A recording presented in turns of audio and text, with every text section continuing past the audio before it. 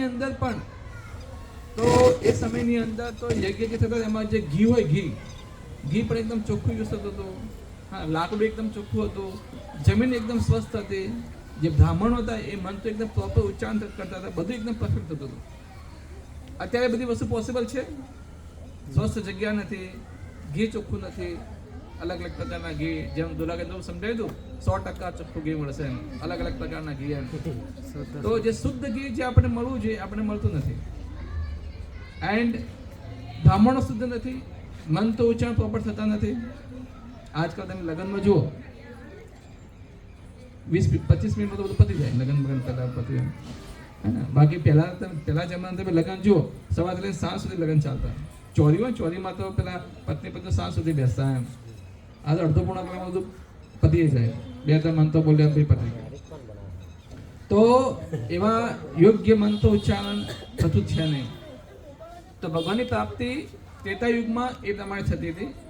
પછી આવે છે દ્વાપર યુગ. દ્વાપર યુગની અંદર વિગ્રહ પૂજા, ભગવાનની પૂજા કરવામાં આવતી હતી. હે ને, ભગવાનને વિગ્રહની પૂજા રોજ તમે 3 ટાઈમ પૂજા કરો. અને યોગ્ય મન ચેતના એકદમ શુદ્ધ હોવી જોઈએ. આખું મન આપણે ભગવાનમાં પરોવાયેલું હોવું જોઈએ. પણ કલયુગની અંદર તમે જો એવું પોસિબલ છે કે પૂરેપૂરું મન તમે ભગવાનની અંદર રાખીને તમે આરતી કરી શકો? નહીં થાય. એકાદ મિનિટ રહેશે પછી તમારું મન તરત તમારે ડાયવર્ટ થઈ જશે.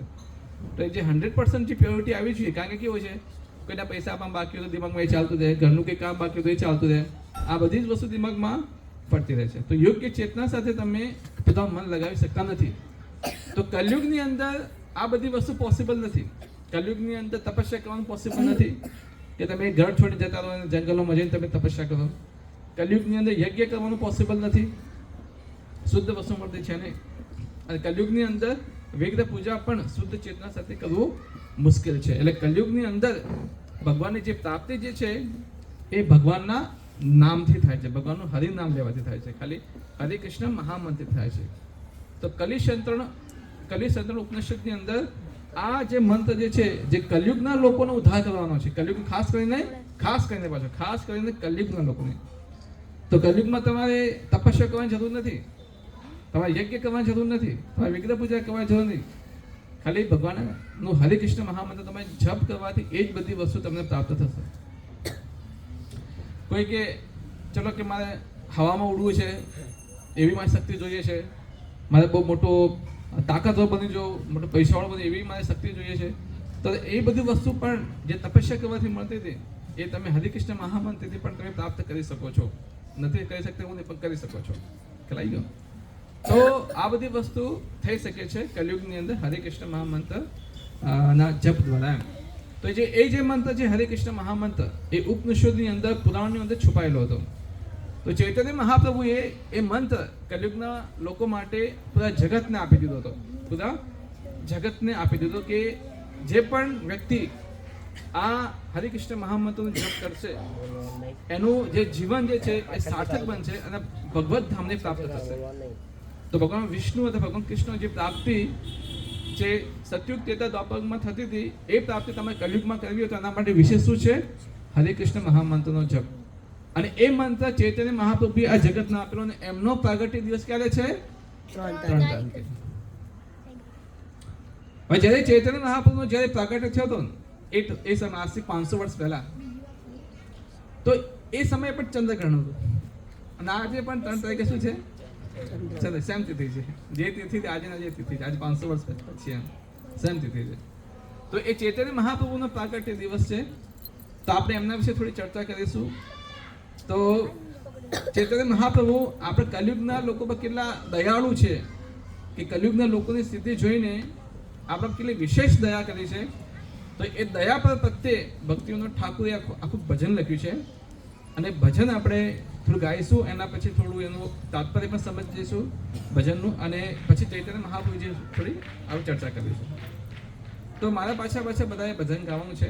આ ગાવાનું છે એવું નહીં ખાલી અમુક 4-5 જણા ગાય છે, બાકી ખાલી બેસે. થોડો અવાજ આવવો જોઈએ.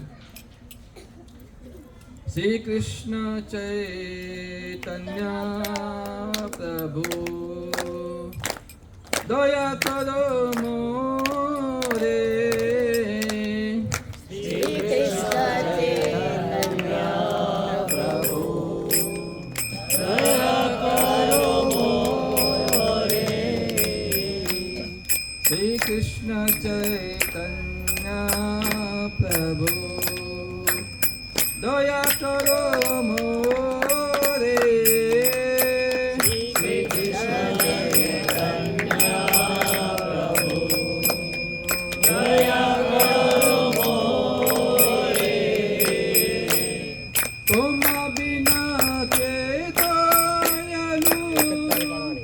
जगत संसारे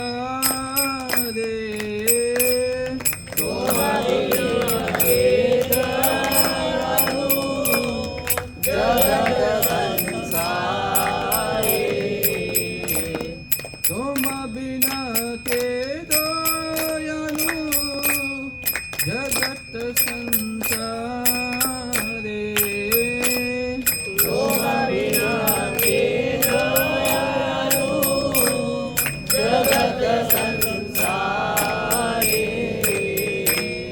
पतित पावन हेतु तव अवतार पतित पावन हेतु तव अवतार पतित पावन हेतु तव अवतार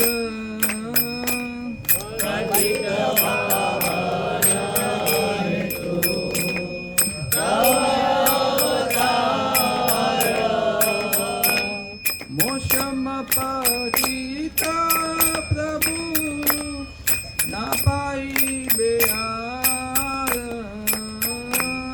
मोक्षम पतिता प्रभु ना पाई बेहार मोक्षम पतिता प्रभु ना पाई बेहार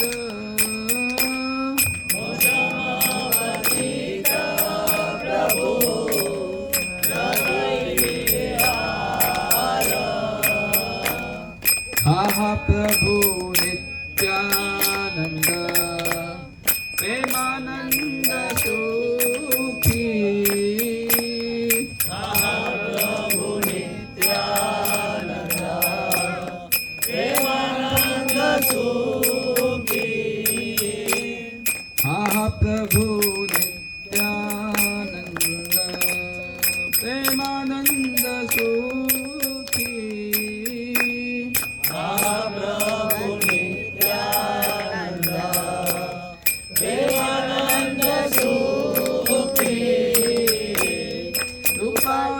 अवलोकन करो आमी बड़ दुखी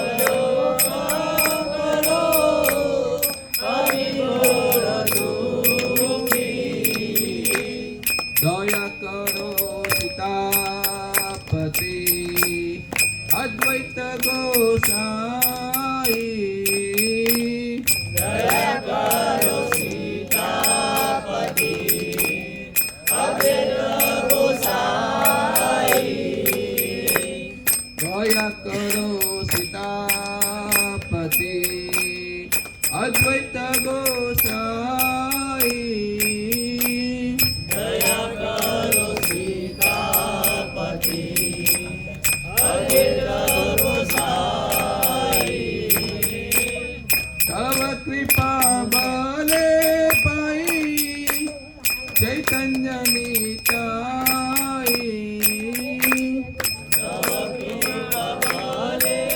पाई चैतन्य निताई तव कृपा बले पाई चैतन्य निताई तव कृपा बले पाई चैतन्य निताई हा प्रभु नित्यानंद प्रेमानंद सुखी प्रभु नित्यानंद प्रेमानंद सुखी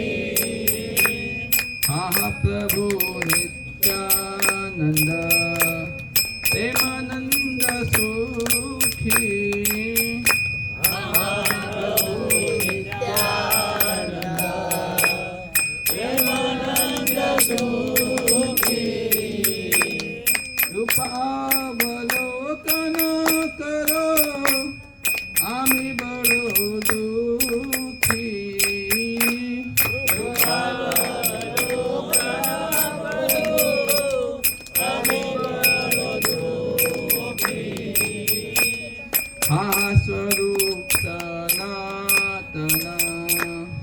રૂપ રઘુનાથ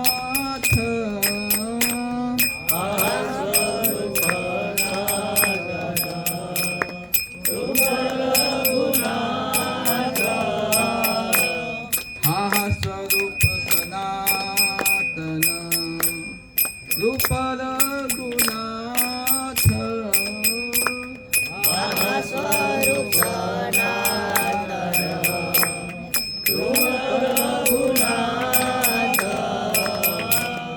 ભટ્ટ જુદાશી જીવ પ્રભુ લોકનાથ ભટ્ટ જુદાશી જીવ પ્રભુ લોકનાથ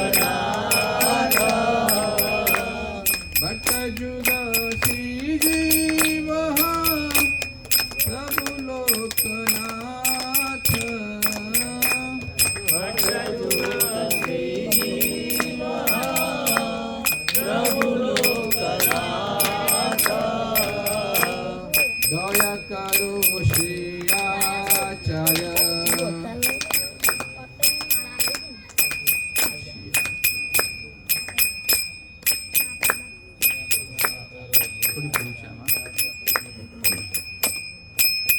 સનાતન રૂપ રઘુનાથ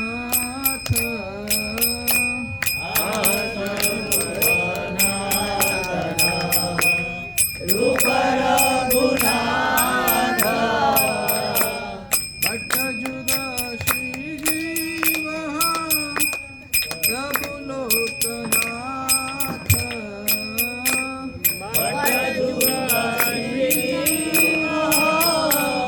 પ્રભુ લોકનાથ દયા કરો શ્રી આચાર્ય પ્રભુ શ્રીનિવાસ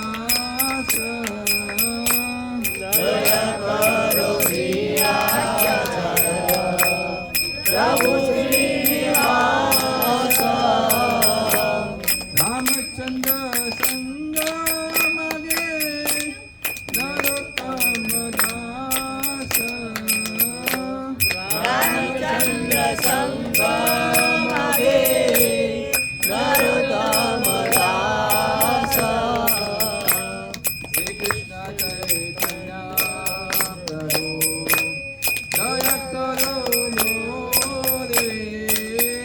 શ્રી કૃષ્ણ ચૈતન્ય પ્રભુ દયા કરો મોરે जय ओम विष्णुपाद परमहंस परिव्राजकाचार्य अष्टोत्तर श्री भक्तिवेदांत स्वामी श्री प्रभुपाद की जय ओम विष्णुपाद परमहंस परिव्राजकाचार्य अष्टोत्तर श्री भक्ति सिद्धांत स्वामी ठाकुर महाराज की अनंत कोटि वैष्णववृंद की नामाचार्य हृदय ठाकुर की गौर पूर्णिमा महामहोत्सव की जय गौर प्रेमानंद हरे कृष्ण તો ચૈતન્ય મહાપ્રભુનો પ્રાગટ્ય દિવસના નિમિત્તે આપણે આ ભજન ગાયું હતું. હવે એમાં એનો મિનિંગ આપણે બહુ ખાસ સમજવાનો છે કે એ શ્લોકનો મિનિંગની અંદર કે ચૈતન્ય મહાપ્રભુ એ આપણે કલિયુગના લોકો માટે કેટલી વિશેષ કૃપા કરે છે. એટલા માટે એમનું એક નામ છે નમો મહાવદન્યાય કૃષ્ણ પ્રેમ પદાય. કૃષ્ણાય કૃષ્ણ ચૈતન્ય નામને ગોદત્તુષે નમઃ. નમો મહાવદન્યાય નમો મહાવદન્યાય એમને એટલા માટે કહેવામાં કે એટલા દયાળુ છે કે જગાય મધાય, આગળ સ્ટોરીમાં આપણે જોયું, જગાય મધાય જેવા અસુર પાપી લોકોનો પણ જે એમને મારવાનો પ્રયાસ કરેલો તેમ છતાં પણ ચૈતન્ય મહાપ્રભુ એમને વિશેષ કૃપા કરે છે અને એમને ભક્તિ માર્ગ આપે છે. તો આપણે એક એક લાઈન જોઈશું હવે. हे मेरे प्रिय चैतन्य प्रभु, मुझ पर कृपा कीजिए क्योंकि इन तीनों लोकों में आपसे अधिक दयालु कौन हो सकता है. तीन लोक, ઉપરના લોક, નીચેના લોક અને મધ્ય લોક, એટલે આપણે જે રહીએ છીએ એ ત્રણ પ્રકારના. ઉપરના લોક એટલે જે મહલોક, તપલોક છે, સત્યલોક છે, નીચેના અતલ પાતાલ લોક, એ બધા લોક છે, અને વચ્ચે આપણે. તો આ ત્રણ લોક, આ ત્રણ લોકોની અંદર જો કોઈ સૌથી વધારે દયાળુ હોય તો કોણ હોય છે? ચૈતન્ય મહાપ્રભુ. ભગવાન વિષ્ણુ છે, ભગવાન વિષ્ણુને પ્રાપ્ત કરવા હોય તો કેટલી તપસ્યા કરવી પડે? કેટલી કરવી પડે? 60,000 વર્ષ તપસ્યા કરવી પડે અને ઓછામાં ઓછી 10,000 વર્ષ જે કંદક મુનિ કરી હતી. 10,000 વર્ષ તપસ્યા કરો બરાબર નહીં 24 hours, ત્યારે હાડકા બાડકા બધું સુકાઈ જાય, ઓલા કે મરવાને એન્ડ પડશે ત્યારે ભગવાન વિષ્ણુ પ્રગટ થાય, ત્યાં સુધી ના થાય. ભગવાન કૃષ્ણને પ્રગટ કરવા હોય, ભગવાન કૃષ્ણને પસંદ કરવા હોય તો હૃદય શુદ્ધ હોવું જોઈએ. જ્યાં સુધી હૃદયની કપટ હશે ત્યારે ભગવાન કૃષ્ણ તમારી સામે નહીં આવે, ભગવાન રૂપમાં નહીં આવે. કારણ કે દુર્યોધનની સામે પણ ભગવાન કૃષ્ણ હતા, પણ દુર્યોધનને કૃષ્ણ તો દેખાય કેમ હૃદયમાં શું હતું? કપટ હતું. તો જ્યાં સુધી કપટ નહીં નીકળે ત્યાં સુધી ભગવાન કૃષ્ણ પ્રગટ નહીં થાય. અને ભગવાન રામ જ્યાં સુધી તમારા અંદર શરણાગતિનો ભાવ નહીં હોય ને ત્યાં સુધી તમારી સામે નહીં આવે. રાવણને શરણાગતિ નથી એટલે ભગવાન નતા દેખાતા રામની અંદર. પણ ચૈતન્ય મહાપ્રભુ એક એવા ભગવાન છે, એક કૃષ્ણ સ્વયં છે, અને એ રીતે આવ્યા છે કે સામે એમનો દુશ્મન પણ આવી જાય. દુશ્મન ન તો શરણાગત કરે, ન તો કોઈ તપસ્યા કરે, ખાલી દ્રષ્ટિ માત્રથી એમનો શું કરી નાખે? એનો ઉદ્ધાર કરી નાખે. તો એટલા મહાન દયાળુ છે ચૈતન્ય મહાપ્રભુ. અને ચૈતન્ય મહાપ્રભુ કેવી રીતે ભગવાન છે કેમ? કારણ કે લોકો જનરલી કોઈ ઓળખતો નહીં હોય ચૈતન્ય મહાપ્રભુ. એકચ્યુઅલી હું પણ નહોતો ઓળખતો, જ્યારે ઇસ્કોનમાં આવ્યા પછી હું ચૈતન્ય મહાપ્રભુ ઓળખતો થયો કે ભગવાન છે એમ. આપણને જે કે ભગવાન કૃષ્ણ બધાને ખ્યાલ હોય, નાના છોકરાને ખબર ભગવાન કૃષ્ણ ભગવાન છે, શિવજી ભગવાન છે, બ્રહ્માજી ભગવાન છે, વિષ્ણુ ભગવાન છે પણ ખ્યાલ હોય, હનુમાનજી વિશે ખ્યાલ હોય. પણ કહું કે ચૈતન્ય મહાપ્રભુ, નિત્યાનંદ પ્રભુ તો કોઈને ખ્યાલ જ ના હોય.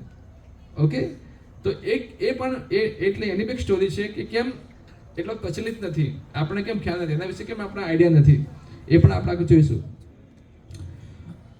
તો એટલા દયાળુ છે. 3 લોકોમાં સૌથી વિશેષ દયાળુ છે. 3 લોકોમાં જે ભગવાન પ્રગટ થાય છે એમાં સૌથી વિશેષ જે છે चैतन्य महाप्रभु છે.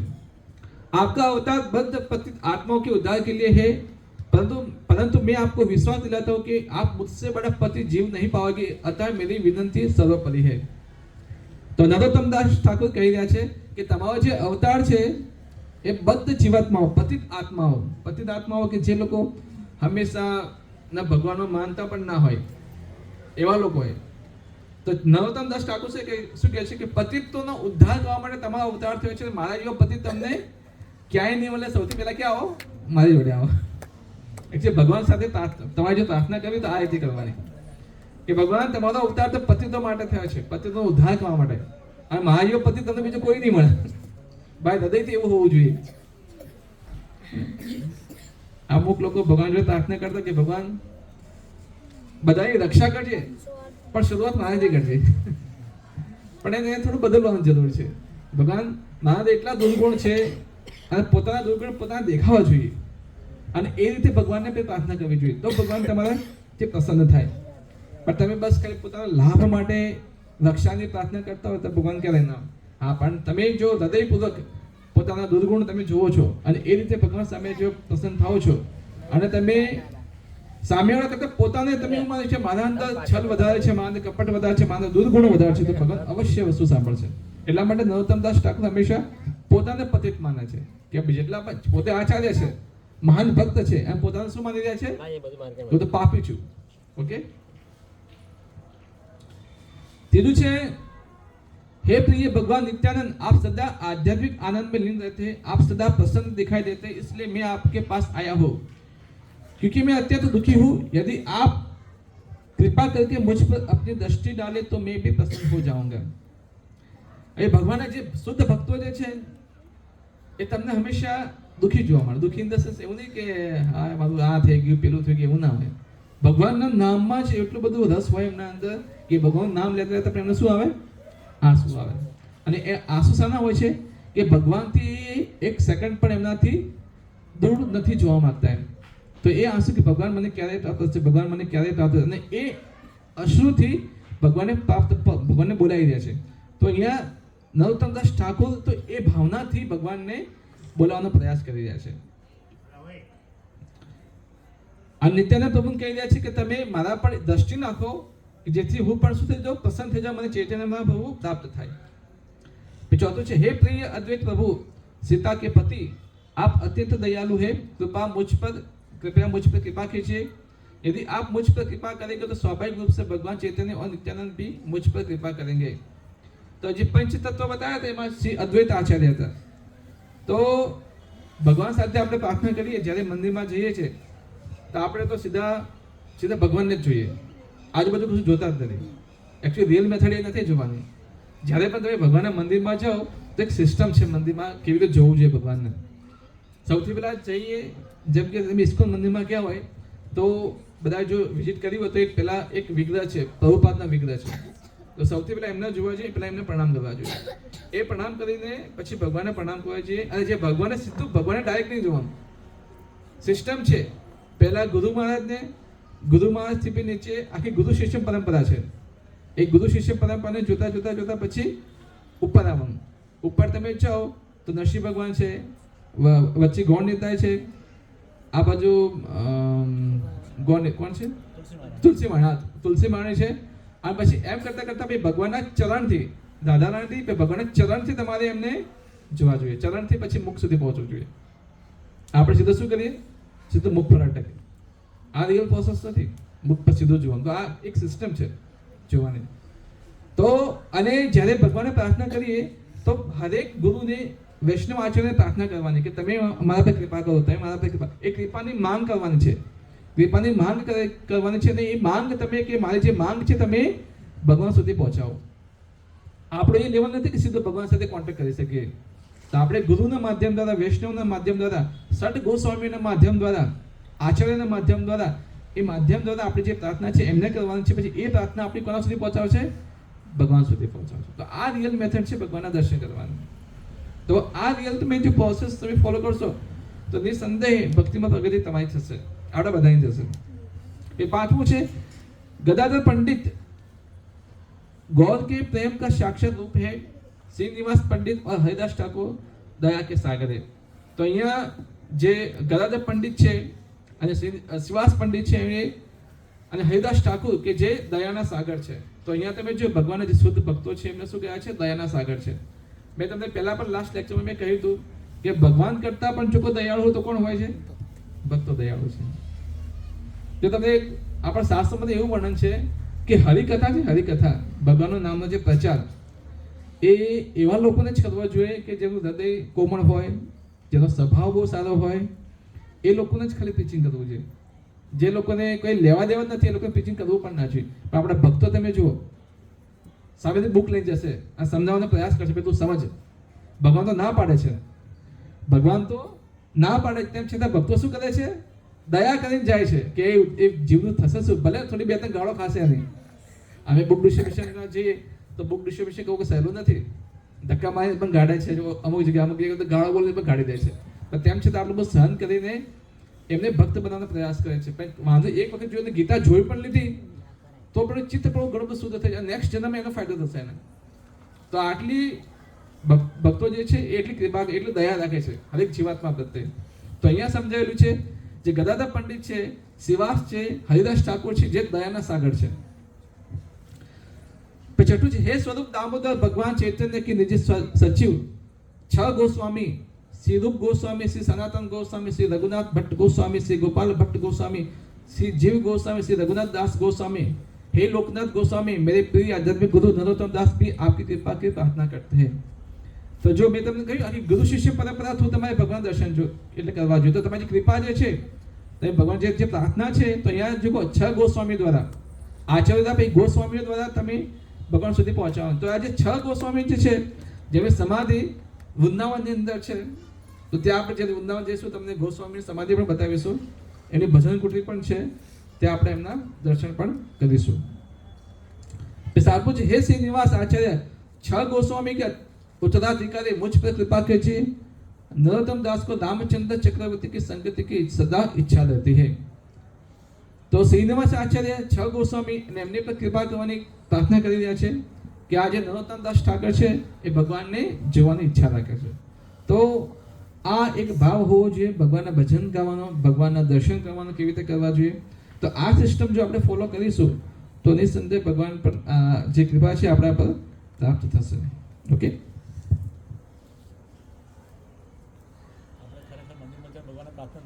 હા એકચ્યુઅલી સાચી વાત છે બાપુજી કહી આપણે મંદિરમાં તો ભગવાનને પ્રાર્થના કરતા ઈચ્છાઓની લિસ્ટ દીદી આપણે તમે પોતે ઓબ્ઝર્વ કરો કે આપણે જ્યારે મંદિરમાં જઈએ તો આપણે શું પ્રાર્થના કરીએ છીએ ભગવાનને? ગુરુ મારાનો વિડિયો શોર્ટ આવી હતી હા પણ એમાં અવાજ નહીં સંભળાય.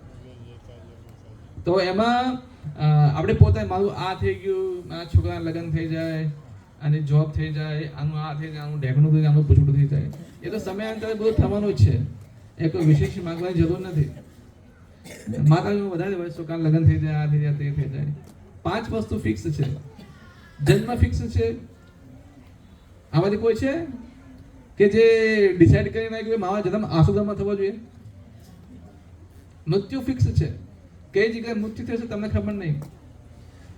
સુખ અને દુઃખ, સુખ પણ ફિક્સ છે. તમારા જીવનમાં કેટલું સુખ આવવાનું છે એ ફિક્સ છે. દુઃખ ક્યારે આવ્યું? ઘરની ટકો કે ભાઈ આજે દુઃખ છું કે તારા ઘરે આવવાનું છે દુઃખમાં.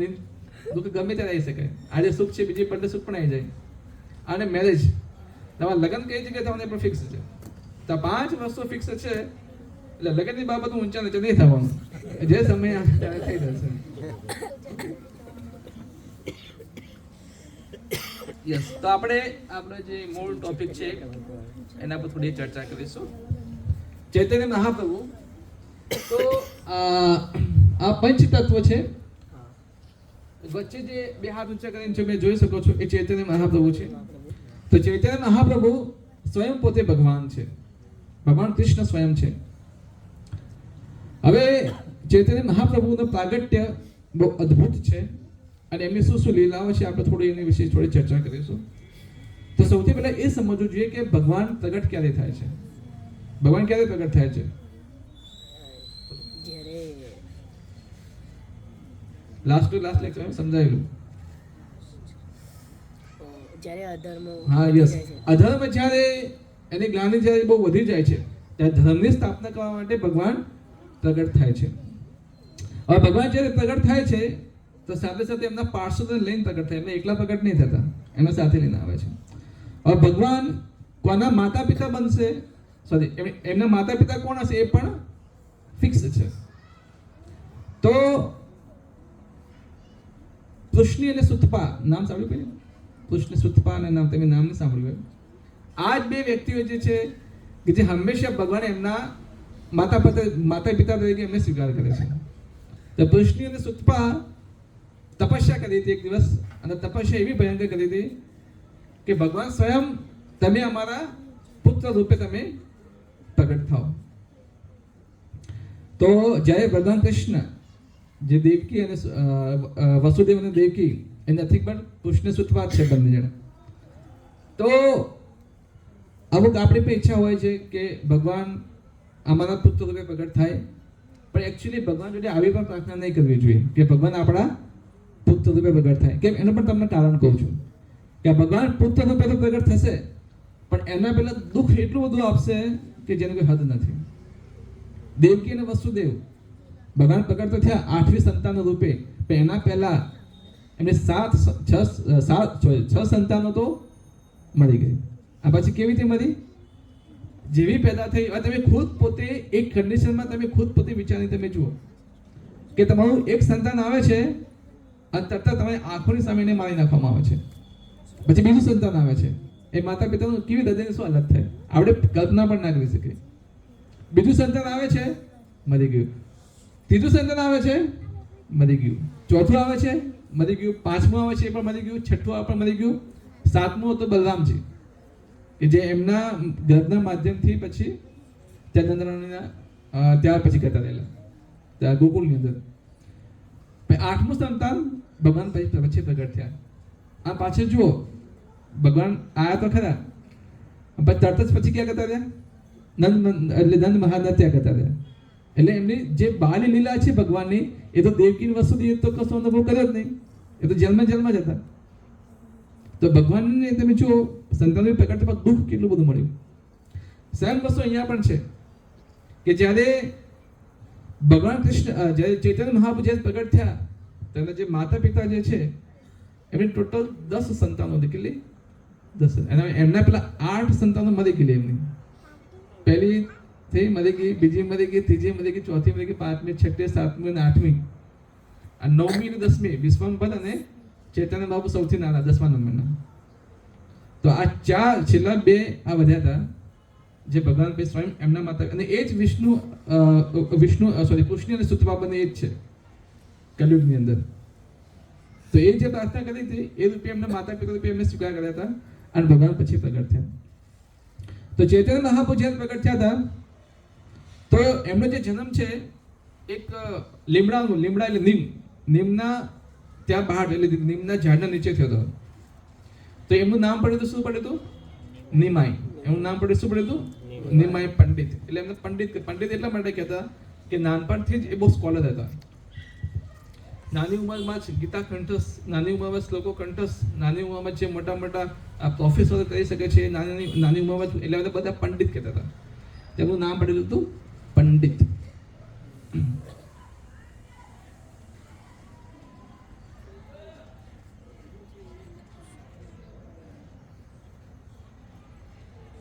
હા, તો દેખાતું નથી, થોડા યલો છે એટલા માટે વાંધો નહીં, હું વાંચી લઉં છું. कलयुग में बुद्धिमान व्यक्ति ईश्वर की उस अवतार की पूजा करने के लिए सामूहिक कीर्तन करते हैं जो निरंतर कृष्ण के नाम का गायन करते हैं. यद्यपि उसका वर्ण श्याम कृष्ण नहीं है किंतु वह साक्षात कृष्ण है. वह अपने संगियों सबको आयुधों तथा विश्वास पात्र साथियों की संगति में रहता है. હવે આ તમને એટલા માટે બતાવવામાં આવેલું છે કે લાસ્ટ ટાઈમ મેં તમને સમજાવેલું કે જે ભગવાન જ્યારે પ્રગટ થાય છે તો એમનું શાસ્ત્રમાં પહેલાથી વર્ણન હોવું છે. એમના માતા પિતા કોણ હશે, એમની કઈ જગ્યાએ જન્મ લેશે, કઈ જગ્યા હશે, એ વખત સોલાર સિસ્ટમની સિસ્ટમ શું હશે, બધી વસ્તુ શાસ્ત્રમાં વર્ણન હોવી જોઈએ. તો ચૈતન્ય મહાપ્રભુ જે ભગવાન જે છે કૃષ્ણ સ્વયં પોતે છે તે એમનું અહીંયા પ્રૂફ તમને આપેલું છે કે આ જગ્યાએ શ્રીમદ ભાગવતમમાં આ જગ્યાએ વર્ણન છે કે ભગવાન ચૈતન્ય મહાપ્રભુ શું છે, પોતે ભગવાન છે. હવે પ્રશ્ન એ થાય કે ચૈતન્ય મહાપ્રભુ પોતે છે કૃષ્ણ અને ભાવ કોનો છે અંદર? રાધા રાણીનો ભાવ છે. તો ચૈતન્ય મહાપ્રભુ કેમ ભગવાન કૃષ્ણ કેમ આવી ઈચ્છા રાખી કે એમને રાધા રાણીનો ભાવ ટેસ્ટ કરવો છે? તો ભગવાન કૃષ્ણ એક દિવસે વિચારે છે કે મારી ભક્તિમાં એવું છે શું તે આટલા બધા લોકો મારા પાછળ પાગલ છે, હે ને? તમે વૃંદાવનની અંદર જાઓ તો તમને ખબર પડે કે એ લોકો ભગવાન કૃષ્ણ પાસે કેટલા પાગલ છે. તો ભગવાને પણ આ ટેસ્ટ કરી છે કે ભાઈ મારા ભક્તિમાં એવું છે શું, મારે પોતે ટેસ્ટ કરવું છે. તો ભગવાન કૃષ્ણ જે એમની જે શુદ્ધ ભક્ત છે કોણ છે? રાધા રાણી. તો એમનો ભાવ લઈને એ આવે છે એ ટેસ્ટ જોવા માટે કે મારા ટેસ્ટની અંદર એવું છે શું, ખ્યાલ? એટલે છે કૃષ્ણ અને ભાવ કોનો છે અંદર? રાધા રાણીનો ભાવ છે. અને એ ભાવ રૂપે પછી ચૈતન્ય મહાપ્રભુ એ ભક્તિનો ટેસ્ટ કરવા માટે આવે છે.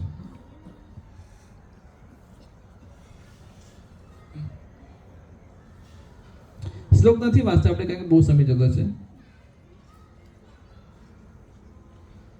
હે મારા ભગવાન, આપ માનવ, પશુ, મહાસંત, દેવ, મત્સ્ય અને કશ્યપ જેવા વિવિધ અવતારોમાં પ્રગટ થયા છો. આ રીતે વિવિધ લોકમાં સમગ્ર સૃષ્ટિનું પાલન કરો છો અને આસુરી સિદ્ધાંતોનો ધ્વંસ કરો છો.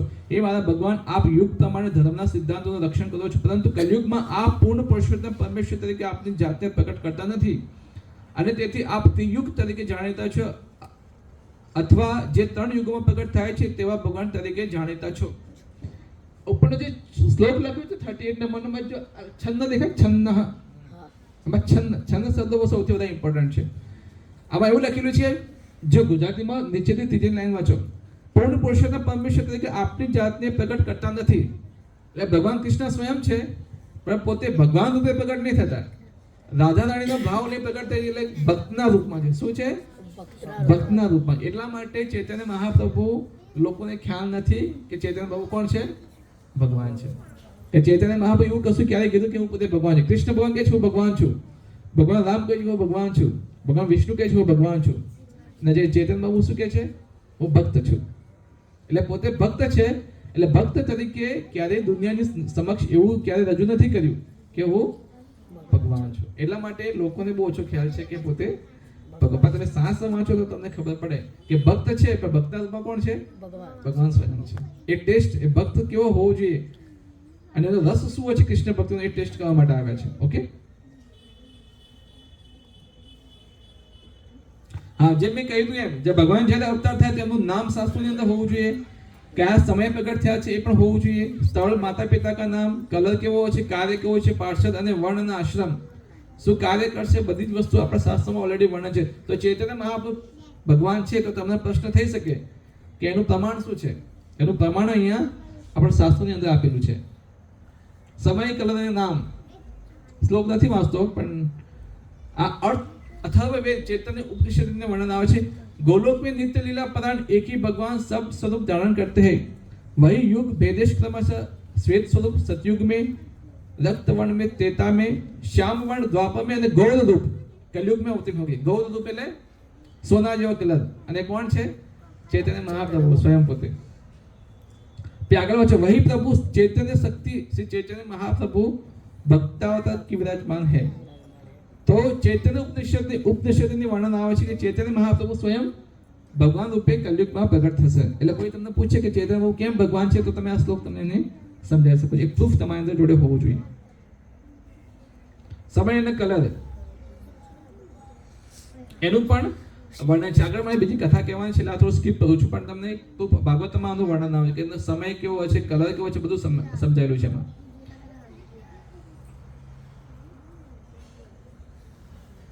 ગરુડ પુરાણને પણ વર્ણન આવે છે કે બ્રાહ્મણ કુળમાં જન્મ લે છે. એટલે ભગવાન ચૈતન્ય મહાપ્રભુ બ્રાહ્મણ કુળમાં એમને જન્મ લીધેલો. માતા પિતાનું નામ પણ બધું અંદર આવે છે વર્ણન.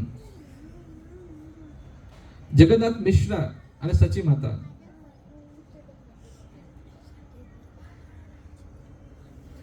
जगन्नाथ लक्ष्मी जगन्नाथ मिश्र અને શરીરમાં શ્રી સચી માતા के गर्भ से गौरांग रूपे अवतरित हो गए. તેમાં માતા પિતાનું પણ વર્ણન છે શાસ્ત્રોની અંદર. વાયુ પુરાણની વર્ણન આવે છે.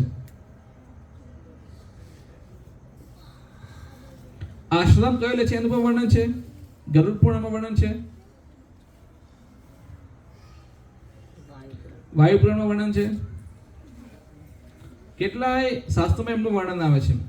આ તમને એટલા માટે બતાવું છું કે તમને ખ્યાલ આવવો જોઈએ કે ચૈતન્ય મહાપ્રભુ એમનું અલગ અલગ પુરાણોનું વર્ણન આવે છે. યસ, ભાઈ ચૈતન્ય મહાપ્રભુ જે પ્રગટ થયા હતા એક બે કારણથી પ્રગટ થયા. એક છે ગુહ્ય કારણ, એક છે બાહ્ય કારણ. તો બાહ્ય કારણ એ છે કે જે હરે કૃષ્ણ મહામંત્ર જે છે એ હરેક જગ્યાએ, જેમાં તે આશ્રમમાં પણ હરે કૃષ્ણ મહામંત્ર ગવાઈ રહ્યો છે, જે ખાલી નવદીપમાં પહેલા ગવાતો. આ તો વિશ્વના ખૂણે ખૂણે જગ્યાએ હરે કૃષ્ણ મહામંત્ર ગવાઈ રહ્યો છે. ઓકે, તો એ હરે કૃષ્ણ મહામંત્ર આ યુગના લોકોને, કલયુગના યુગોને લોકોને આપવા માટે એ પ્રગટ થયા હતા. એ એમનું બાહ્ય કારણ છે. અને એક ભક્તિ કેવી રીતે કરવી જોઈએ એ આપણે શીખવા માટે પ્રગટ થયા હતા. તો ચૈતન્ય મહાપ્રભુ તમે આખું જીવન ચરિત્ર વાંચો, ચૈતન્ય ચરિતામૃત, તો એ તમને ખબર પડે કે ભક્તના કેવા ગુણ હોવા જોઈએ, ભક્તના શું ગુણ હોવા જોઈએ, એ તમને ચૈતન્ય ચરિતામૃતમાંથી ખબર પડશે. ચૈતન્ય મહાપ્રભુ આખું જીવન ચરિત્ર વાંચો તો ભક્ત કેવો હોવો જોઈએ. એ ભક્ત જ્યારે હરે કૃષ્ણ મહામંત્ર લે, તો જ્યારે ચૈતન્ય મહાપ્રભુ હરે કૃષ્ણ મહામંત્ર જ્યારે કરતા હોય 16 માળા એ તો 64 માળા કરતા હતા, તો એક એક નામમાં એમના આંસુ આવતા હતા. આપણે માળા કરીએ છીએ હરે કૃષ્ણ મહામંત્ર, આપણા આંસુ આવે છે? આપણા આંસુ નથી આવતા. પણ જે ચૈતન્ય મહાપ્રભુ જ્યારે માળા કરતા હોય તો એમના આંખોમાં આંસુ આવતા હતા. તો આપણે શીખવે છે કે એ ભાવથી આપણે માળા કરવાની છે, અને જે ભક્તિની ઉત્કૃષ્ટ અવસ્થા છે.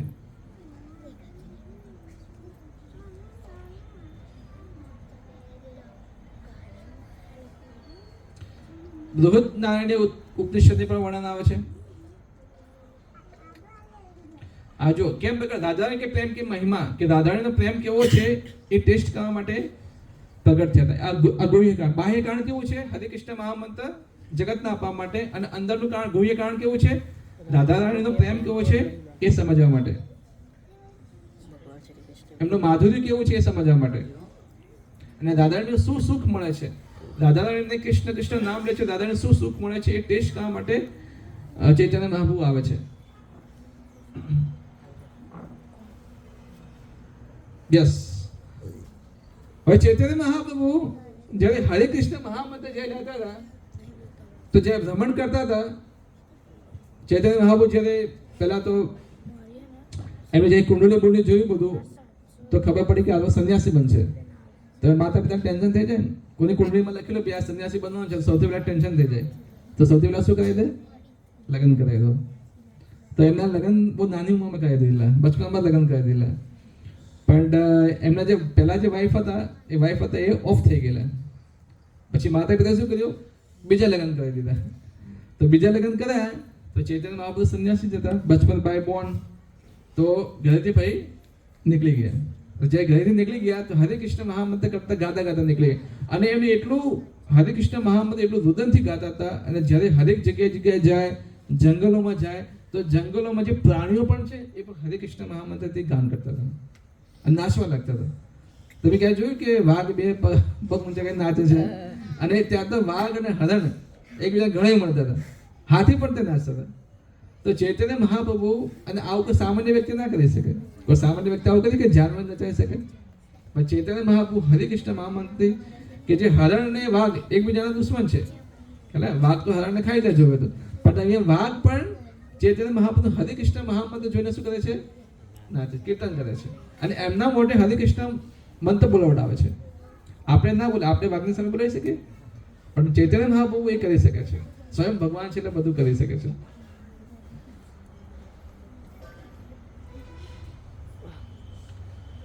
યસ. રામાનંદ રાય, ભગવાને રામાનંદ રાયને ષટભુજ રૂપ, સો દેખો ષટભુજ રૂપ છે. ષટભુજ રૂપ એટલે એમાં 6 હાથ છે.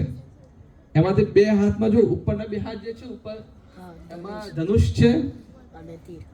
પછી વચ્ચેના જે 2 હાથ છે એમાં મોરલી છે, અને નીચેના જે 2 હાથ છે એમાં સંન્યાસ દંડ છે. તો 6 ભુજા રૂપ એટલે ઉપરના જે 2 હાથ છે એ કોના છે? ભગવાન રામના હાથ છે. જે મોરલી છે એ કૃષ્ણ છે, અને નીચેના જે 2 હાથ છે ચૈતન્ય મહાપ્રભુ છે. એટલે એ ચૈતન્ય મહાપ્રભુએ ભગવાન રામના પણ દર્શન કરાયા અંદર, કૃષ્ણના પણ દર્શન કરાયા અંદર, અને ચૈતન્ય મહાપ્રભુ પણ દર્શન. એટલે એ કહેવા માંગે છે કે હું જ પોતે કૃષ્ણ છું, હું જ પોતે રામ છું, અને હું જ પોતે ચૈતન્ય મહાપ્રભુ સ્વયં છું. એ દર્શન એમને કરાયેલા.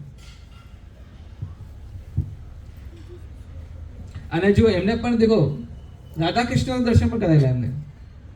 આ બધું તમે ચૈતન્ય વાંચો તેમાં બહુ ડિટેલમાં આપેલું છે, પણ ડિટેલમાં હું નહીં સમજાવી શકું, પણ જસ્ટ તમને ફોટા દ્વારા તમને સમજાવવાનો પ્રયાસ કરું છું. ઓકે. પછી આ છે જે પંડિત જે પ્રણામ કરી રહ્યા છે એ છે સાર્વભૌમ ભટ્ટાચાર્ય. તો એક દિવસ જ્યારે ચૈતન્ય મહાપ્રભુ હરે કૃષ્ણ કરતા ક્યાં પહોંચી જાય છે? નવદ્વીપથી પછી જગન્નાથપુરી. ત્યાં જેવા જગન્નાથપુરીમાં જગન્નાથજીને જોવે છે તો તરત જ જોઈને મૂર્છિત થઈ જાય છે, ભગવાનને જોઈને બેહોશ થઈ જાય છે. અને એ વખતે એમની ઉંમર બહુ નાની હતી, સંન્યાસી હતા. તો જ્યારે જે સાર્વભૌમ ભટ્ટાચાર્ય છે એ સમયના બહુ મહાન પંડિત હતા. એમના જેટલો પંડિત થાય કોઈ મોટો કોઈ નહીં. એમણે જે શાસ્ત્રનો જે વિજ્ઞાન હતું, શાસ્ત્રનો જે અધ્યયન કરેલું, મોટા મોટા જે શ્લોકો કંઠસ્થ કરેલા, પુરાણો જે કંઠસ્થ કરેલી, વેદાંત સૂત્રો જે કંઠસ્થ કરેલા, એ સમયમાં પૂરા વિશ્વની અંદર એનાથી પ્રખ્યાત બીજું કોઈ નહોતું. તો જ્યારે પછી સાર્વભૌમ ભટ્ટાચાર્યને બોલાવે છે તો જોવે છે કે ભાઈ આ એક નાની ઉંમરનો સંન્યાસી છે, ના તો એ મૂર્છિત થઈ ગયેલા, એ બેહોશ થઈ ગયો છે. તો પહેલા તો જોવે છે, એને ખબર નહીં કે ચૈતન્ય મહાપ્રભુ સ્વયં પોતે છે, એ ઓળખતો હતો ત્યારે સાર્વભૌમ ભટ્ટાચાર્ય. તો જ્યારે જોવે છે તો કહે છે કે આ તો નાની ઉંમરનો બાળક છે, આ સંન્યાસ લઈ લીધો છે અને આ રીતે મૂર્છિત થઈ ગયો છે. તો સૈનિકો બોલાવે છે કે ચલો આને મારા ઘરે લઈ જાઓ. તો ચૈતન્ય મહાપ્રભુને સાર્વભૌમ ભટ્ટાચાર્યના ઘરે લઈ જાય છે. અને ઘરે લઈ જાય છે અને જોવે છે તો બધું જ બંધ થઈ ગયેલું છે. હૃદય બંધ છે, હે ને, કઈ નસો પેલા નસ ચેક કરે, નસ બંધ છે, હૃદય બંધ છે, આંખો બંધ છે, બધું જ બંધ છે. અને એક રીતે શું છે? મરેલા વ્યક્તિની જેમ છે. પણ સાર્વભૌમ ભટ્ટાચાર્ય શાસ્ત્રના બહુ નિપુણ હતા. એમણે રૂ લીધું અને સહી નાકની આગળ રાખ્યું થોડું, તો રૂનું તાતણા હોય ને થોડા હલે, તો એમને લાગે કે શ્વાસ થોડો ચાલુ છે, શ્વાસ થોડો ચાલુ છે, હજી સુધી જીવિત છે, પણ બધી બાકીની બીજી બધી વસ્તુ બંધ છે. એટલે સાર્વભૌમ ભટ્ટાચાર્ય સમજી ગયા કે ભગવાનને જોઈને આજે બેહોશ થઈ ગયા છે. એટલે ધેટ મીન્સ આમના એક ભાવ છે ભગવાન પ્રત્યે, એક જબરજસ્ત એવો ભાવ છે કે જેના લીધે બધા જ અંગો એમના બંધ થઈ ગયા છે, ખાલી શ્વાસ ચાલુ છે. કારણ કે એ તો શાસ્ત્રોના નિષ્ણાત હતા, એટલે એમને ખ્યાલ આવી છે કે કોઈ વ્યક્તિ ભાવમાં છે કે નથી. આપણે ઢોંગ કરીએ પણ કોઈ પંડિત હોય તેને ખબર પડી જાય કે પેલો ઢોંગ કરે છે. આપણે શાસ્ત્ર વાંચ્યા હોય કે જેમ મેં સમજાવ્યું, કોઈ કે હું ભગવાન છું, પણ તમે વાંચો શાસ્ત્ર વાંચો હોય કે ભાઈ તારું શાસ્ત્રમાં ક્યાં નામ છે બતાય, માતા પિતાનું નામ છે ક્યાં બતાવે, આપણને ખબર પડી જાય. તો સાવભાવ ભટ્ટાચાર્ય ખબર પડી કે આ એક સારો એક શુદ્ધ ભક્ત છે જે ભગવાનને જોઈને મોક્ષી થઈ ગયો છે અને એના સારી ભક્તિ છે. તો એમને પછી એમને જગાડે છે હરે કૃષ્ણ મહામંત્ર તો જગાડે છે. તો સાવભાવ ભટ્ટાચાર્ય તો વેદાંતી હતા. એ કહે છે કે હવે સાવભાવ ભટ્ટાચાર્ય ચૈતન્ય મહાપ્રભુ કહે છે કે હું તમને વેદાંત સૂત્ર શીખવાડું. શું શીખવાડું છું? વેદાંત સૂત્ર. તો સાવભાવ ભટ્ટાચાર્ય મોટા પંડિત હતા, ચૈતન્ય મહાપ્રભુને 7 દિવસ સુધી શું સમજાવે છે? વેદાંત સૂત્ર. અલગ અલગ વેદાંત સૂત્ર સમજાવે છે. પણ ચૈતન્ય મહાપ્રભુ 7 દિવસ સુધી એક શબ્દ બોલતા નથી. બસ એમને ખાલી બેસી રહે છે, હા ખાલી મોઢું હલાયા કરે છે. તો સાવભાવ ભટ્ટાચાર્ય કહે છે કે તને કંઈ સંભળાય છે કે નથી સંભળાતું? બસ 7 દિવસ સુધી કન્ટિન્યુઅસલી તારે બોલું છું, તું કશું જવાબ પણ મને આપતો નથી. તો ચૈતન્ય મહાપ્રભુ કહે છે કે તમે જે આ વેદાંત સૂત્ર બોલો છો 7 દિવસથી માણસ સામે જે બોલી રહ્યા છે, પણ તમારી ભગવાન પ્રત્યે કોઈ પ્રીતિ નથી, તમારું વેદાંત સૂત્રમાં શું છે? નકામું છે. હવે સાવભાવ ભટ્ટાચાર્ય થોડી ઇગોર થઈ જાય ને, સમાજની અંદર આટલા પંડિત આવ્યા હતા, કોઈ એમની સામે કોઈ બોલવાનું નહીં, અને આ પહેલો વ્યક્તિ એવા હતા કે જે એમની સામે બોલે છે અને શું કહે છે કે વેદાંત સૂત્ર તમને કંઠસ્થ છે પણ ભગવાન પ્રત્યે તમારી કોઈ પ્રીતિ નથી, તો એનો કોઈ મતલબ નથી. એટલા માટે હંમેશા એક વસ્તુ યાદ રાખો કે ગીતાના તમે બધા જ લોકો કંઠસ્થ હશે, પણ ભગવાન પ્રત્યે જો તમારી પ્રીતિ નહીં હોય તો એનો કોઈ મતલબ નથી. હે ને? પ્રચાર માટે કંઠસ્થ કરવું જરૂરી છે, પણ સાથે સાથે એનું આચરણ પણ હોવું જોઈએ. એટલે ગીતા ખાલી વાંચવા કરતા નહીં વાંચવાની, ભગવાનના શરણાગત થવી છે એ રીતે વાંચવું જોઈએ. તો વેદાંત સૂત્ર તો બધા વાંચેલા હતા એમને. તો હવે સાવભાવ ભટ્ટાચાર્ય કહે છે અને ભગવાનને અને ચૈતન્ય મહાપ્રભુ પછી એમને કહે છે કે તમે તો ભગવાન પછી તમારી પ્રીતિ નથી, તો આનો કોઈ મતલબ નથી. તો સાવભાવ ભટ્ટાચાર્ય કહે છે કે જો મેં તને વેદાંત સૂત્ર જે કહ્યા છે તો મને એમાં તું મને ભૂલ શોધીને બતાવી કે. તો ચૈતન્ય મહાપ્રભુ કે ઠીક છે.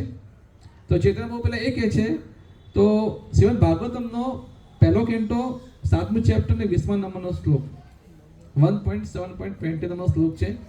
એક શ્લોક ચૈતન્ય મહાપ્રભુ કહે છે કે તમે આની વ્યાખ્યા કરો. તો સાવભાવ ભટ્ટાચાર્ય એની અલગ અલગ રીતે વ્યાખ્યા કરે છે. તો ટોટલ 9 પ્રકારે વ્યાખ્યા કરી, એક શ્લોકની 9 પ્રકારે વ્યાખ્યા કરી. ભાઈ ચૈતન્ય મહાપ્રભુ કહે છે હવે દેખો હું એની વ્યાખ્યા કરું. તો ચૈતન્ય મહાપ્રભુએ એ શ્લોકની કેટલી વખત 64 વખત વ્યાખ્યા કરી. કેટલી વખત? 64 ટાઈમ એક જ શ્લોકની. ત્યારે સાવભાવ ભટ્ટાચાર્ય સમજી ગયા કે આવું કોણ કરી શકે? ખાલી ભગવાન જ કરી શકે. બાકી આવા સામાન્ય વ્યક્તિની તાકાત નથી કે એક જ શ્લોકની 64 વખત એની વ્યાખ્યા અલગ અલગ રીતે વ્યાખ્યા કરી શકે.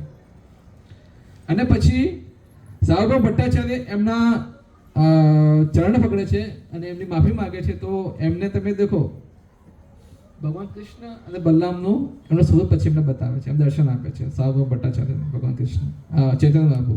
તો આ એક ફોટો છે. પછી આ જે ઘટના છે એમાં એક વખત એક સંન્યાસીઓની બેઠક હતી. એમાં મોટા મોટા પંડિતો ત્યાં આગળ આવેલા, મોટા પંડિતો ત્યાં આગળ આવેલા. પણ બધા કેવા? માયાવાદી. એટલે કેવા માયાવાદી? ભાઈ તમે ભગવાન, આપણે ભગવાન, બધા ભગવાન જ છીએ, આપણે પણ ભગવાન બની જશે, એને માયાવાદી કહેવાય. તો ચૈતન્ય મહાપ્રભુ પણ ત્યાં બોલાવે છે. તો બધા મોટી ઉંમરના હતા, ચૈતન્ય મહાપ્રભુ એકદમ નાની ઉંમરના હતા. હવે ચૈતન્ય મહાપ્રભુ તો બધા સંન્યાસીઓ એકદમ ઉપર ખુરશીઓ લઈને ટેબલ પર બેઠેલા, એમ ચૈતન્ય મહાપ્રભુ નીચે જઈ બેસી ગયા. તો બધા કહે છે બે ઉપર બેસો, સંન્યાસી જોડે બેસો. તો ચૈતન્ય મહાપ્રભુ ના બેસો એટલે ના પાડે છે. તો પછી વાર્તાલાપ ચાલુ થાય છે. તો દેખો ચૈતન્ય મહાપ્રભુ એમના શરીરમાંથી તેજ ઉત્પન્ન થાય છે. અને જે તેજ ઉત્પન્ન થાય છે તો જેટલા પણ સંન્યાસીઓ હતા પછી એમને જોવા લાગે છે કે આ સંન્યાસીને આટલું તેજ કેમ આવે છે, એમની કાંતિ કેટલી બધી આવે છે, આટલી બધી શરીરમાં આટલું તેજ કેમ છે. અને પછી ચૈતન્ય મહાપ્રભુ ભગવાન કૃષ્ણની ભક્તિ કેવી રીતે કરવી એ બધું સમજાવે છે. અને એ સમજાવીને જે લોકો સંન્યાસીઓ હતા એ સંન્યાસીઓ પછી ચૈતન્ય મહાપ્રભુની દીક્ષા લે છે. અને માયાવાદ પછી ત્યાંથી એ છોડી દે, માયાવાદ ખંડન કરે છે. એટલે કે આપણે પણ ભગવાન નથી, આપણે કોણ છે? ભગવાનના દાસ છે, એ સમજાવે છે. તો એ ચૈતન્ય મહાપ્રભુના જે આદેશ હતો એ બહુ લાંબી સ્ટોરી છે, હું તમને શોર્ટમાં કહું છું કે એટલો સમય નથી આપણી જોડે. યસ. તો ચૈતન્ય મહાપ્રભુ જે મિશન હતું પૃથ્વી છે આ છે યથ નગરાદી ગામ સર્વત્ર પ્રચાર હોય બે મેરું નામ, કે હરેક ગલીની અંદર હરે કૃષ્ણ જે મહામંત્ર છે એનો પ્રચાર થવો જોઈએ, હરેક ખૂણાની અંદર હરેક ગલીમાં થવો જોઈએ. એટલા માટે આપણે ભક્તો જો દર રવિવારે આમ તો હરરોજ નગર સંકીર્તન થવું જોઈએ, એટલીસ્ટ રવિવારે સમય મળે તો નગર કીર્તન થવું જોઈએ, કરવું જોઈએ. આપણે પ્લાનિંગ બનાવવાનું છે આગળ કે રવિવારે એટલીસ્ટ આસુદામાં કીર્તન થાય, એટલે નગર સંકીર્તન થાય, બધા ભક્તો જોડાય અને એને સાંભળે. કારણ કે મેં જે તમને સમજાવ્યું કે ચૈતન્ય મહાપ્રભુએ હરે કૃષ્ણ મહામંત્રે વાઘ, શિયાળ, હાથીને પણ નચાવડાયા. તો જે હરે કૃષ્ણ મંત્ર તમે જે બોલો છો એની અસર ખાલી મનુષ્ય પૂરતી નથી. જે જાનવરો છે એ જાનવર પણ સાંભળે તો એમને બહુ ઉદ્ધાર થાય. હોઈ શકે કોઈ પોતાની હાથે હરે કૃષ્ણ મહામંત્ર સાંભળ્યું તો નેક્સ્ટ જન્મ એનો જે થતું સારા કુળની અંદર થશે અને ત્યાંથી એની ભક્તિ શરૂ થશે કે ભાઈ એક વાર હરે કૃષ્ણ મંત્ર સાંભળેલો છે તો એનાથી એને સારા ઘરમાંનો જન્મ થશે અને ત્યાં ભક્તિ શરૂ કરવાનું એ ચાલુ કરશે. તો એ હરે કૃષ્ણ મહામંત્ર ખાલી મનુષ્ય માટે નથી, હરેક જીવાત્મા માટે છે. ઓકે, અને આ તો સાયન્ટિફિકલી પણ પ્રૂફ થઈ ગયેલું છે કે જે હરે કૃષ્ણ મહામંત્ર જે જપ કરે છે એનું માઇન્ડ એકદમ બહુ મસ્ત કંટ્રોલમાં રહે છે.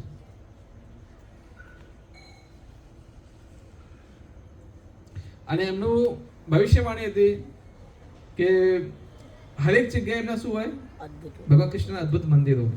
આજે તમે જુઓ વિશ્વની અંદર કેટલા બધા મંદિર છે, ઇસ્કોનના મંદિર છે, હરેક જગ્યાએ ઇસ્કોનના મંદિર છે. 2016 ની અંદર જ્યારે ગોલ્ડન જુબલી જે નરેન્દ્ર મોદી ઉજવી હતી તો આખા વિશ્વના 105 દેશો ઓનલાઈન હતા. કેટલા? 105 દેશોએ ગોલ્ડન જુબલી જોવા માટે કરીને. એ સ્થાનિક હતી મને ખબર નહીં કે કોઈકના 50 થાય તો ગોલ્ડન જુબલી રાખેલી. પણ જ્યારે આપણે, અને એ વિશ્વનો વર્લ્ડ રેકોર્ડ છે કે 105 દેશો ઓનલાઈન થયા હતા એ વસ્તુ જોવા માટે આપણે ઇન્ડિયાની. તો જ્યારે આપણે ઇસ્કોનના 50 વર્ષ પત્યા 2016 ની અંદર, તો એ જ્યારે ગોલ્ડન જુબલી થઈ હતી ત્યારે વિશ્વના 125 દેશો ઓનલાઈન થયા હતા. તો આપણે કોલકાતાના જે ટેમ્પલ પ્રેસિડેન્ટ છે એમણે નરેન્દ્ર મોદીને મેલ લખ્યો હતો કે તમે જે વર્લ્ડ રેકોર્ડ બનાવ્યો છે 105 નો, અમે એને તોડી રહ્યા છીએ. 125 દેશના લોકો ઓનલાઈન જોઈ રહ્યા છે પોતાનો ધ્વજ લઈને. કેવી રીતે તો નરેન્દ્ર મોદી બહુ ખુશ થાય છે કે તમે બહુ સારું કામ કરો છો, કે ભાઈ અમારો રેકોર્ડ તમે તોડ્યો કે, અને તમે આગળ વધો એમ. તો આપણું જે ઇસ્કોન માયાપુર છે ને, ઇસ્કોન માયાપુર આપણે ત્યાં પણ જવાનું છે. જગન્નાથપુરી ત્યાં ઇસ્કોન માયાપુર આવે ત્યાં તમે જુઓ તો 94 કેટલા 94 દેશના લોકો ત્યાં રહે છે. કેટલા? 94. આવું વિશ્વમાં તમને બીજી કોઈ જગ્યાએ જોવા નહીં મળે કે એક એરિયા છે કે આસુદરની અંદર, આસુદર કરતાં મોટી જગ્યા છે, ત્યાં નીચલા 94 દેશના લોકો રહે છે. African, Australian, Canada. તમે સવારે મંગળા આરતીમાં જાઓ, આગળ જો તો કાળો કાળો આફ્રિકનનો ઉભો હોય, આ બાજુ ગોરો ગોરો અમેરિકનનો ઉભો હોય, આ બાજુ રશિયનનો ઉભો હોય, આ બાજુ કેનેડિયન ઉભો હોય. અલગ અલગ પ્રકારના દેશોના લોકો તમને, ચાઇનીઝ લોકો પણ, ચીનીઝ લોકો પણ જોવા મળે. ચાઇનીઝ તો સંન્યાસીઓ છે. ચાઇનીઝ સંન્યાસી, વિચાર કરો. ચાઇનીઝને ભક્ત બનાવેલા કીડીએ ખાય ને હાથીએ ખાય. કીડીનું મટન બનાવીને ખાય ને હાથીને ખાય મટન બનાવે. એવા લોકોને ભક્ત બનાવેલા કીડી કહેવાય. અને સંન્યાસ સુધી પહોંચાડવા. વિચાર કરો. અને આ જીવન પછી કશું નહીં ખાવાનું. અને એવા લોકોને પણ સંન્યાસ સુધી પહોંચાડતા. આ હરે કૃષ્ણ મહામંત્રનો મહિમા છે.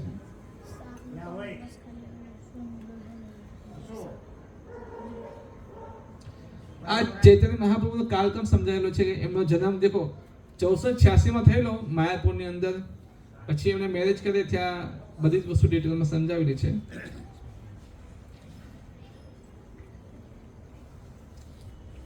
આ છે અદ્વૈત આચાર્ય. અદ્વૈત આચાર્ય એમના કરતા મોટા હતા, પણ એમને પ્રચાર કરવાનો ટ્રાય કર્યો પણ એમનાથી પ્રચાર થયો નહીં, કારણ કે બહુ મોટી ઉંમર થઈ ગયેલી. તો એ પછી ભગવાને પ્રાર્થના કરે છે કે તમે કોઈને મોકલો કે જેથી સારો પ્રચાર થઈ જાય. એટલે ભગવાન પછી ચૈતન્ય રૂપે પ્રગટ થાય છે. અને આ પંચતત્વ છે જેમાં વચ્ચે જે છે ચૈતન્ય મહાપ્રભુ છે, પછી બાજુમાં કોણ છે? નિત્યાનંદ. પછી આ બાજુ અદ્વૈત આચાર્ય, પછી ગદાધર પંડિત, પછી શિવાર્થ. ઓકે, બહુ બધી લીલાઓ છે ભગવાનની, એટલે બધી ડિસ્કસ તો નહીં થાય. બહુ ઘણી બધી લીલાઓ છે. બચપનમાં શું શું લીલાઓ કરી, સાપ સાથે રમતા હતા એની પણ લીલા છે. આ ચોર, એક દિવસ ચોર આવે છે એમના ઘરે. ચોર આવે છે તો નાનું બાળક સમજે તો નિમાઈ પંડિત હતા, ચેતન બહુ નાના હતા, સોનું મોનું પહેરેલું, તો ચોર તો લઈને ભાગી ગયા બાળકને લઈને. તો ચોર ભાગતા ભાગતા આગળ ગયા, પણ જો તો એ જગ્યાએ પાછા આવી જાય. આમ જાય આગળ પણ પાછા આમ આગળ જાય તો ફરીને અહીંયા જ પાછા આવી જાય. એ કોઈ બી દિશામાં જાય તો ત્યાં જ પાછા આવે. એટલે ચોર સમજી ગયા કે આ કોઈ સામાન્ય બાળકને કોઈ માયાવી બાળક લાગે છે એમ. પછી ત્યાં જ મૂકી ભાગી જાય છે એમ. એ એક રીતે આખી સ્ટોરી છે. એના મેરેજનું છે, ચૈતન્ય પ્રભુની મેરેજ થયા હતા. પછી એક ભક્તના સપનામાં ભગવાન આવે છે, કૃષ્ણ રૂપે એમને દર્શન આપે છે. આ જો સાર્વભૌમ ભટ્ટાચાર્ય એમને 7 દિવસ સુધી સમજાઈ રહ્યા છે વેદાંત સૂત્ર, હે ને. પછી આ જગાઈ મધાય, આ જગાઈ ને મધાય નીચે જે છે જગાઈ મધાય છે 2 જણા. એન્ડ બ્રાહ્મણ કુળમાં જન્મેલા, પણ બ્રાહ્મણ કે ગુણ હતા નહીં, એકદમ દારૂ બારૂ બધું પીતા હતા, હે ને. તો જે નિત્યાનંદ પ્રભુ છે બાજુમાં, એ પ્રચાર કરવા જાય છે, પણ એમને પથ્થર મારે છે. પથ્થરમાં તો અહીંયા ખૂન આવવા લાગે છે. તો ચૈતન્ય પ્રભુ એટલા ગુસ્સા થઈ ગયા કે સુદર્શન ચક્ર નીકાળ્યું એમને મારવા માટે. પણ નિત્યાનંદ પ્રભુ એમને રોકે છે કે આ અવતાર તમારે એમને મારવા માટે નહીં થયો, આ અવતાર એમને શુદ્ધ કરવા માટે થયો છે. આ અવતારમાં તમે સુદર્શન ચક્ર ઉઠાવવાની જરૂર નથી, તમારે એમનું હૃદય શુદ્ધ કરવાનું છે. તો ભગવાનની કૃપાથી પછી બંનેનું હૃદય શુદ્ધ થાય છે, જગાય બધાયનું. ઓકે, અને પછી એ ભગવાનના શુદ્ધ ભક્ત બને છે. પછી કોઈ ચૈતન્ય મહાપ્રભુ, યસ, આ કયો અવતાર છે ભગવાનનો? વરાહ અવતાર. એક ભક્તને ભગવાન વરાહ અવતારનું રૂપ બતાવે છે. વરાહ અવતાર. ભગવાન સાથે તમે જેવો આદાન પ્રદાન રાખો, ભગવાન એવું તમને આદાન પ્રદાન રાખે. ભગવાન સાથે તમે નરસિંહ ભગવાનની વિશે જો તમે જાણવા માંગતા હોય તો ભગવાન તમને નરસિંહ ભગવાનનું રૂપ બતાવે છે. વરાહ ભગવાનની ભક્તિ કરવા માંગો તો ભગવાન તમને વરાહ ભગવાન બતાવે છે. તમે રામની ભક્તિ કરવા માંગો છો, છે કૃષ્ણની મૂર્તિ કરે, પણ રામ નામનું તમે નામ લો છો, ભગવાન તમને રામ રૂપે તમને દર્શન આપે. તમે જે રીતે તમારો ભાવ હશે ભગવાન એ રીતે તમને આપશે. એટલે ભગવાન વરાહ અવતાર રૂપે પણ બતાવે છે એમનું સ્વરૂપ. યસ ભાઈ, આ જુઓ ચૈતન્ય પ્રભુ બેઠા છે, એની સામે લેવો પેલો મુસલમાન, એ મુસલમાન છે, દાઢી કાજી. તો એ સમયે મુસલમાનનું રાજ હતું, અને એ સમયે કીર્તન બહુ જબરદસ્ત થતું હતું. તો બધા ભક્તો બહુ ફટાફટ બનતા હતા, મુસલમાનમાં પણ ભક્તો બનવા લાગ્યા હતા. તો કાજી આદેશ આપી દીધો કે હવે કીર્તન બંધ કરી દો. તો એ સમયે કીર્તન જ્યારે બહુ થઈ, મારામારી પણ થઈ, કેટલાક બુદન પણ તોડી દીધેલા, એમાંથી એક તૂટેલું બુદન હજુ સુધી પણ છે. આપણે માયાપુર જઈશું, 500 વર્ષ થઈ ગયા છે, એ મુદન તૂટેલું હજુ સુધી પડ્યું છે, જે કાજીના ટાઈમે તૂટેલું. અને પછી ચૈતન્ય મહાપ્રભુ જોવે છે કે આ કાજી આવું કરે છે. તો ચૈતન્ય મહાપ્રભુ 1 લાખ ભક્તોને ભેળા કરે. કેટલા? 1 લાખ ભક્તોને ભેળા. પછી આખું નગર સંકીર્તન નીકળે છે અને કાજીને ઘરે જ જતા રહે છે. અને કાજીને ઘરે જાય છે તો કાજી વિશે થોડી ચર્ચા થાય છે. એ એમનું બાઇબલનું બધું એ કરે છે, અને આ બાજુ કુરાન ને બધું, એટલે એમાંથી ચર્ચા કરે છે. ચૈતન્ય બહુ શાસ્ત્રના ઉપદેશો આપે છે, અને હરેક વસ્તુ ખંડિત કરે છે. તમારામાં તો ભગવાન છે જ નહીં, ભગવાનનું કોઈ રૂપ નથી, એ બધી વસ્તુ સમજાવે છે. કાજી પછી વસ્તુ એસેપ્ટ પણ કરે છે, અને એ કાજી પછી મુસલમાન હોય છે, ભગવાનનો એ કૃષ્ણનો ભક્ત બને છે. અને એની સમાધિ પણ અત્યારે ત્યાં માયાપુરમાં છે, અને એનો જે વંશ છે આગળ પણ ભક્તમાં બને છે. અને એ પછી ત્યાં પણ કીર્તનને કોઈ રોકટોક થતું નથી. અને આજે પણ માયાપુરમાં તમે જાઓ તો પણ કોઈ પણ રોકટોક છે નહીં, બીકોઝ ઓફ કાજી, જે ભગવાન શુદ્ધ ભક્ત બની ગયો. પછી એમ અલગ અલગ પ્રકારની લીલાઓ છે.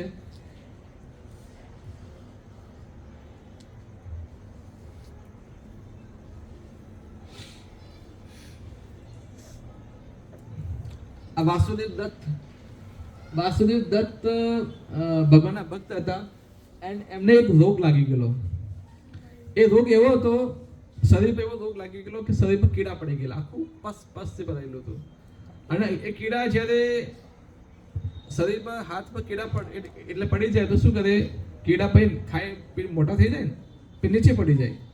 તો વાસુદેવ દત્ત શું કરતા હતા, કીડા લઈને પાછા ઉપર મૂકી દે. કોઈ પૂછ્યું કે આવું કેમ કરો છો?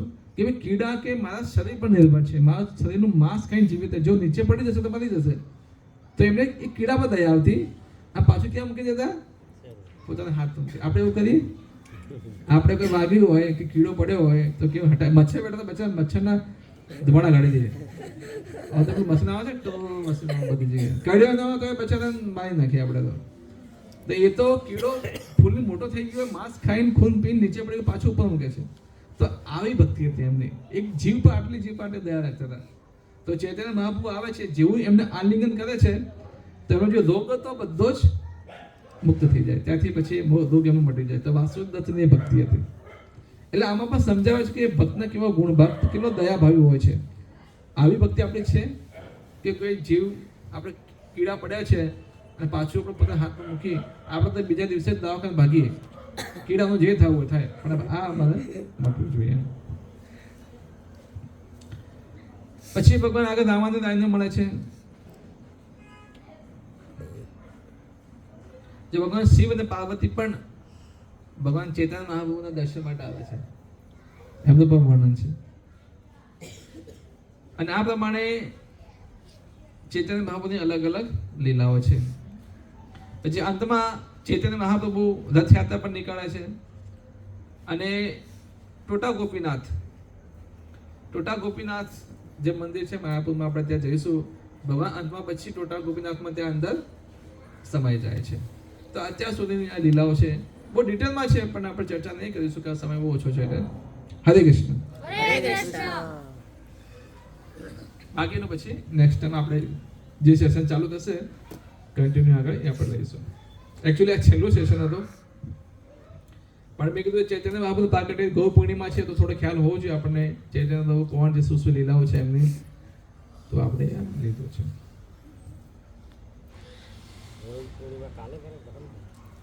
આ ગ્રહણ ભગવાન પર અસર કરે ગ્રહણ, તો કે આપણે કેમ મંદિર બંધ નાખીએ છીએ? તો સૌથી પહેલા આપણે એ સમજવું જોઈએ કે મંદિર જે બને છે એ ભગવાન માટે મંદિર બને છે કે આપણને જરૂર છે એટલા માટે મંદિર જરૂર છે? ભગવાનને મંદિરની જરૂર છે? ભગવાનને મંદિર જરૂર છે જ નહીં, આપણને મંદિરની જરૂર છે. એટલા માટે ભગવાનની સેવા એવી રીતે કરવી જોઈએ કે જેવી રીતે તમે નાના બાળકની તમે સેવા કરો છો. તમારું નાનું બાળક હોય ઘરે, એને ટાઈમ ટુ ટાઈમ તમે સોડાઈ દો છો, ટાઈમ ટુ ટાઈમ એને ખવડાવવાનું આપો છો, ટાઈમ ટુ ટાઈમ એને નવડાવો છો, એને રેડી કરો છો, બધું ટાઈમ ટુ ટાઈમ કરો છો અને એ બધું કેટલું ધ્યાન રાખો છો તમે એનું. આજે બાળક કશું થઈ ના જાય, આજે ગરમી વધારે છે તેના માટે મસ્ત એને તમે એસી લાવી દો છો, ઠંડી વધારે મસ્ત કેવા કપડાં પહેરાવી દો છો. તો કલયુગની અંદર ભગવાનની જે સેવા થાય છે એ નાના બાળકની જેવી રીતે સેવા થાય છે. એટલા માટે જે ગ્રહણ હોય તો ભગવાનને કઈ આપણો ભાવ છે કે ભગવાનને કશું થઈ ના જાય, એટલા માટે ભગવાનના દરવાજા બંધ રાખવામાં આવે છે. અમુક શિયાળામાં આપણે દાદાજી થાય અમારે શિયાળામાં ભગવાનને પણ સેટરને પેલી સોલ ઉઠાડવામાં આવે. કોઈને પ્રશ્ન ભગવાનને માટે શું સોલની જરૂર હોય? ભાઈ એ આપણો ભાવ છે ભગવાન પ્રત્યે, એટલા માટે સોલ ઉઠાડવામાં આવે છે. ભગવાનને કોઈ જરૂર નથી. અમુક મંદિરમાં તો અલ્ટરમાં એસી પણ ના, આપણે છે એસી છે અંદર, ઉનાળામાં એસી ચાલુ કરવામાં આવે, ભગવાન આખી એસી ચાલુ રહે.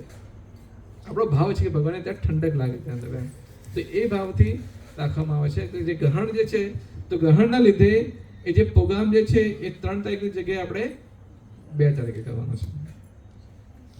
તો 2 તારીખે આપણે સાંજે 5 વાગ્યા પછી 5:30 વાગે અભિષેક છે. તો બધા ભક્તોને બરાબર વિનંતી છે એ પ્રોગ્રામમાં બધા ભાગ લો. અને ત્યાં કીર્તન પણ હશે 2 તારીખ સાંજે 5:30 વાગ્યા પછી.